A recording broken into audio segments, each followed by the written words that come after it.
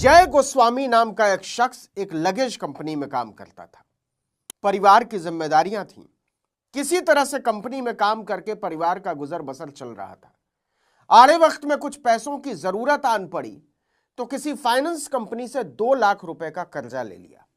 धीरे धीरे करके किस्तें जमा करके उसने कर्जा चुका भी दिया, लेकिन फाइनेंस कंपनी के रिकवरी एजेंट उसे पैसे को लेकर तब भी परेशान करते रहे।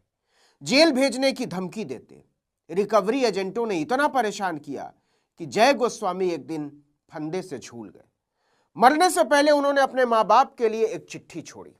लिखा, माफ करना मां, मैं एक अच्छा बेटा नहीं बन पाया।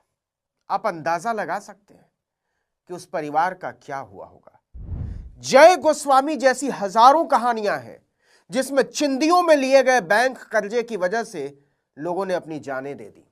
उन्हीं बैंकों ने अरबपतियों के 6 लाख करोड़ से ज्यादा के लोन राइट ऑफ कर दिए।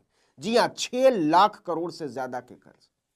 सरकार ने खुद कहा है कि पिछले 5.5 साल में देश के पब्लिक सेक्टर के बैंकों, जिसे आप आम बोलचाल की भाषा में सरकारी बैंक कहते हैं, उन्होंने लगभग 6.25 लाख करोड़ के कर्जे, फिर से सुनिए, 6.25 लाख नहीं, 6.25 लाख करोड़ के कर्जे अपने बही खातों से साफ कर दिए। क्यों? क्योंकि अरबपतियों ने फैक्ट्री, कंपनी, इंडस्ट्री के नाम पर बैंकों से करोड़ों रुपए, बल्कि कहना चाहिए हजारों करोड़ रुपए उठाए और फिर देने से मुकर गए, भाग गए, गायब हो गए या खुद को दिवालिया घोषित कर दिया। बैंक पूरी ताकत लगाकर भी उनसे वसूली नहीं कर पाए। उनकी औकात नहीं है और नरेंद्र मोदी की तो बिल्कुल औकात नहीं है वसूली की। ये सील ठप्पे के साथ सरकार ने कहा है कि नरेंद्र मोदी सरकार की औकात नहीं है अरबपतियों से लाखों करोड़ रुपया वसूलने की। नतीजा, बैंकों के बही खातों में खराब कर्जे का आंकड़ा बढ़ता ही गया। सिर्फ और सिर्फ अपने बही खातों को दुरुस्त दिखाने की नौटंकी के लिए बैंकों ने 6 लाख करोड़ से ज्यादा के ऐसे कर्जे के आंकड़े ही मिटा दिए। बैंकिंग की भाषा में इसे राइट ऑफ करना कहते हैं। देश के वित्त राज्य मंत्री पंकज चौधरी ने खुद संसद में इसकी जानकारी दी है।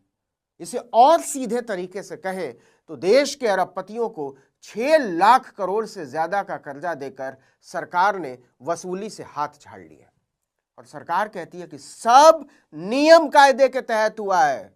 मोदी जी को थैंक यू बोलो।